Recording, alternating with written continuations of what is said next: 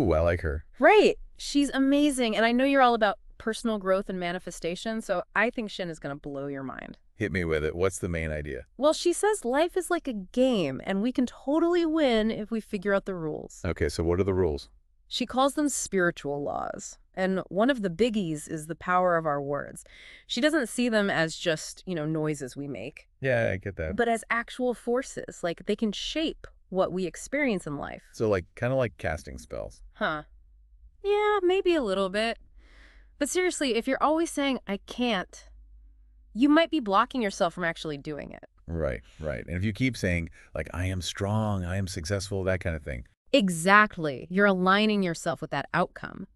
It's called the law of expectancy. Interesting. So you don't just wish for things, you expect them. Ah, I see. There's a real difference there. So is that where visualization comes in? Bingo. Shin is big on creating this crystal clear picture in your mind of what you want. Like vision boards. Yeah, but it's more than that. It's about the energy you bring to it, the belief behind the image. So it's not enough to just cut out a picture of a mansion and stick it on a board. Right. I mean, those can be fun, but you got to feel it, see yourself already living in that mansion. I think I sort of get it, but how does that actually make it happen? Well, Shin says it's all about imprinting that image on your subconscious mind. Ooh, the subconscious. Yeah. Now we're talking. Right. So you're not tricking yourself. You're aligning your inner world with what you want in your outer world. I like that. Okay, so what else is there? Okay, get this. She talks about a law of prosperity and supply. Basically, there's this unlimited source of good stuff out there. Good stuff like Everything. Happiness, love, even money. It's not just about material things, but there's enough of everything for everyone. Wait, so even if my bank account is looking kind of sad right now? There's still an abundance of everything. Whoa, that's a pretty wild idea, especially these days. I know, right? But it's about shifting your mindset from scarcity to abundance. Abundance. Okay, I like how that sounds. Is that just thinking positive, or is there more to it? Well, Shin talks about tithing and giving. Yep, like donating to charity and stuff. Yeah, but it's not just about money. It's about generosity of spirit. It's like the more generous you are. The more open you are to receiving. Yeah, exactly. It's recognizing that there's enough to go around. Interesting. Okay, so I have a question. What about intuition? Ooh, good one. Shin talks about listening to your inner voice, but honestly, how do you know if it's really your intuition or just random thoughts? Right. Like, how do you tell the difference? Yeah, that's the tricky part. Well, she believes that everyone is connected to this divine wisdom, but you have to learn how to tune in. Oh, divine wisdom. I love that. Right. It's like those quiet little nudges you get, that gut feeling, even if it doesn't make logical sense. So you have to trust it, even if it seems crazy. Yeah, it's about acting on faith, even when you don't have all the answers. And there's also this thing about divine timing. Divine timing. Yeah. Things happen when they're meant to. Exactly. It's not always on our schedule. Ugh, tell me about it. But maybe that's part of the fun. Maybe it's about surrendering to the process, trusting that there's a bigger picture we can't always see. Okay, I can dig that. So what about relationships? They're a pretty big part of life, right? Oh, for sure.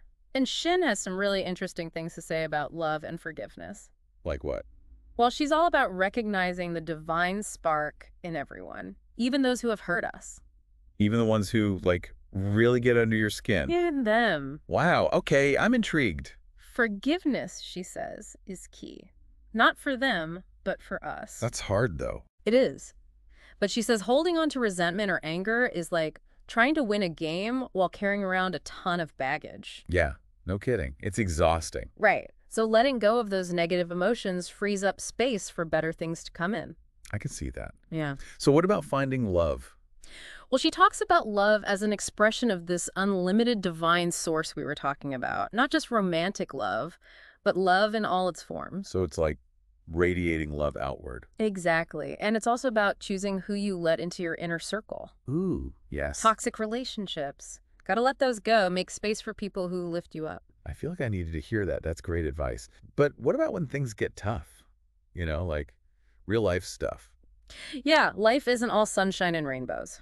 What does she say about dealing with those challenges? Well, get this. She doesn't see obstacles as failures, but as opportunities. Opportunities. Yeah, to grow. Each challenge has a lesson hidden inside it, a chance to level up. Okay, I'm liking this video game analogy.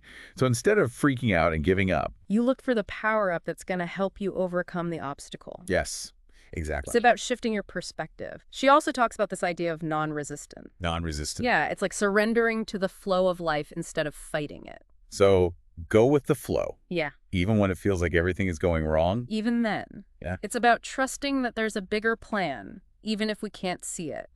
She also recommends using affirmations to stay positive. Ah, yes.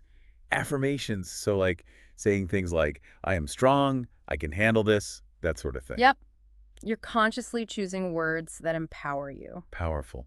And it all comes back to faith, doesn't it? It really does. Believing in yourself, trusting that you deserve good things, and knowing you're capable of achieving them. Self-doubt is like the ultimate boss we have to defeat. Totally. Shin says that when we doubt ourselves, we block all the good stuff the universe is trying to send our way. Wow. I think we need a whole other deep dive just on that. Uh-huh.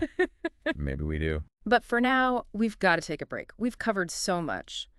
Affirmations, visualization, gratitude, overcoming obstacles. And we're just getting started. Exactly. When we come back, we'll get into even more of Shin's practical techniques. Stay tuned. All right, welcome back. It's amazing how much we covered in just the first part of our deep dive into Florence Scovel Shinn's The Game of Life and how to play it. Seriously, we went from the power of words to like this whole infinite abundance thing, even facing those inner critics. It's a lot to take in. It is. And now we're going to get even more practical with Shin's teachings. Okay, love that. Practical is good because we can talk about all this stuff, but if we don't actually use it, Right. It's not going to do us any good. exactly. It's like having those cheat codes, but never actually using them to win the game. So break it down for me. All right, let's start with affirmations. Okay, yes. Affirmations. Remind me how those work again. I feel like I've tried them before, but maybe I wasn't doing it right. It's all about consistency, for sure, and picking affirmations that really feel true to you. Like if you don't believe what you're saying, it's not going to work. Totally. If I'm saying I am worthy, but inside I'm cringing. Yeah. It's like, who are you trying to convince? Yourself or the universe? Right, exactly. So what's the best way to do it then? Start by figuring out those negative beliefs you're holding on to. Then make affirmations that address those directly. Okay, that makes sense. So instead of I am worthy, maybe something like I am learning to believe in myself more and more each day. Yes. Perfect. That feels more like gentle, right? It's a journey, not a destination. I like that. Okay, got it. Now, what about visualization? We talked about those mental pictures, but are there any tricks to make them super effective? One thing that really helps is using all your senses.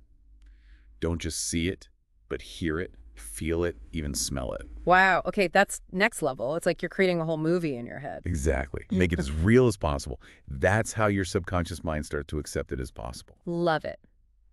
Okay, so what about when we're not trying to manifest a dream life? What about those just regular stressful days when things aren't going our way? Ah, yes.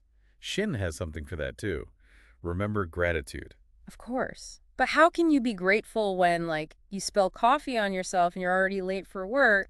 You know, those moments. Those are the moments that really test us. But even then, there's always something to be grateful for. Okay, give me an example. Maybe you're grateful for having a car to get you to work, even if you're stuck in traffic. Mm. Or, grateful for your health, even if you spilled coffee. Okay, yeah, I see what you mean. It's like shifting your focus, right? Exactly. And it really can make a difference in your energy. Shin recommends making gratitude a daily practice. So like a gratitude journal. Exactly. Or even just taking a few moments each day to appreciate the little things. I like that. Easy enough. But what about those times when affirmations and gratitude aren't enough? You know, when you hit those roadblocks and you start doubting yourself. Ah, yes. Self-doubt. That's where self-reflection comes in. Right, right. Like taking a step back to figure out what's going on. Exactly. Ask yourself, what am I feeling? What thoughts are running through my mind? Okay, and then what? See if those thoughts are helping you or holding you back. And if they're holding you back, figure out how to change them. So, like becoming aware of your own patterns and then changing them. Yeah. Sometimes you have to dig deep, figure out where those negative beliefs came from. Are they even true anymore? Or are they just habits? That's hard work, though. It can be. But remember, life is a game. It's going to have challenges. It's how you face those challenges that matters. Okay, good point. But what about the really big challenges, like things that are out of your control or when something really bad happens? That's when that idea of non-resistance we talked about is super important. Right, right. Going with the flow. But how do you do that when something terrible happens? It doesn't mean you pretend everything's fine. It's about allowing yourself to feel those emotions, but not letting them control you. Okay, so like accepting what is. Yes. And trusting that even if you can't see it right now, there's a bigger picture unfolding. I think that's a tough one for a lot of people. It is. But that's where faith comes in. It's believing that even when it's hard, you're being guided and supported. Okay, I like that. It's like even in the darkness, there's still a light. Exactly. And, we have a choice in those moments Hmm, to get swept away by the fear and negativity or to anchor ourselves in something stronger. that's a powerful image. So before we move on, any last bits of wisdom from Shin that you think our listeners should really hold on to? One thing that really resonated with me is Shin's focus on the present moment. Oh, yes. Being present. So important, but so hard sometimes. I know, right? But she reminds us that the present moment is the only moment we truly have control over. So true. We can't change the past and we can't predict the future, but We can choose how we respond to what's happening right now. that's powerful. It's like taking a deep breath and letting go of those worries about yesterday and tomorrow. Exactly. Focus on what you can do right now, in this moment, to move towards your goals. Love it. Okay, ready for the final part of our deep dive. Let's do it. We'll talk about how to really integrate all these principles into our everyday lives. Welcome back to our deep dive. It's incredible how much we've unpacked already from Florence Scovel Shinn's The Game of Life and How to Play It. I know, right? It's like we've gone from zero to hero in the game of life in just 2 parts. Huh. That's a great way to put it. We've explored the power of our thoughts, that whole abundance thing, and even how to deal with those pesky inner critics. What a ride. It's been amazing. And one of the things that's really stood out to me is how Shin manages to be both practical and spiritual at the same time. Oh, absolutely. Yeah. It's not just about, woo-woo stuff. She gives us real tools to create change, but she also reminds us that there's this bigger picture, this spiritual connection. Yeah, exactly. It's like she's saying, hey, you have this incredible power within you, but you're also part of something much greater. It's really inspiring. It is. And I think that's why her work is so timeless. It speaks to something deep within us, no matter what we're going through in life. Totally. So as we wrap up our deep dive into the game of life, what are some of the key takeaways you think our listeners should really hold on to, as they go out there and start playing their own games? Well, I think the biggest one is that we are not victims of circumstance. We actually have the power to choose our thoughts, our beliefs, and our actions. And those choices, they really do shape our reality. Like we're not just pawns in the game. We have the power to make moves to change the course of the game. Exactly. And it all starts with awareness. Becoming aware of the thoughts and beliefs that are driving our actions. Oh, yeah, like those subconscious programs that are running in the background. Sometimes we don't even realize they're there. Right. But once you become aware of them, you can start to change them. You can choose to replace those old beliefs that aren't serving you with ones that are more aligned with your goals and dreams. It's like we become the masters of our own minds, rewriting the code that's been holding us back. Pretty powerful stuff. It is. And, once you start to shift those beliefs, it's amazing how many new possibilities open up. Totally. Because those limiting beliefs, they're like invisible walls keeping us stuck in the same old patterns. Yes. But Shin reminds us that we have the power to break down those walls, to step outside of our comfort zones and claim the abundance that's waiting for us. Okay, but let's be real. It's not always easy, right? I mean, life happens, we mess up, we hit roadblocks. How do we stay motivated and keep playing the game when it gets tough? That's where all those practical tools we talked about come in. Affirmations, visualization, gratitude. They're not just like fluffy feel-good stuff. They're techniques for shifting our energy, for strengthening our belief in ourselves. Yeah. Like leveling up our game. And I think it's about finding what works for you, right? Yeah. What resonates with one person might not work for someone else. Absolutely. It's a personal journey. Experiment, play around, and see what feels right for you. And remember, we don't have to do it alone. We have access to so much support, whether it's divine guidance, intuition, or just that wise voice inside of us. So true. And the more we tap into that wisdom, the more confident we become in our ability to navigate life's challenges. It's like we become more skilled players in the game of life. We learn how to make better moves, to strategize, to bounce back from setbacks. Exactly. And as we wrap up, I want to emphasize one of Shinn's most important messages. Life is a game, and it's meant to be enjoyed. Yes, don't forget to have fun, celebrate your wins, learn from your losses, and never lose sight of the joy of simply being alive and experiencing all that this incredible game has to offer. Beautifully said. And remember, as Florence Scovel Shinn herself reminds us, your word is your wand.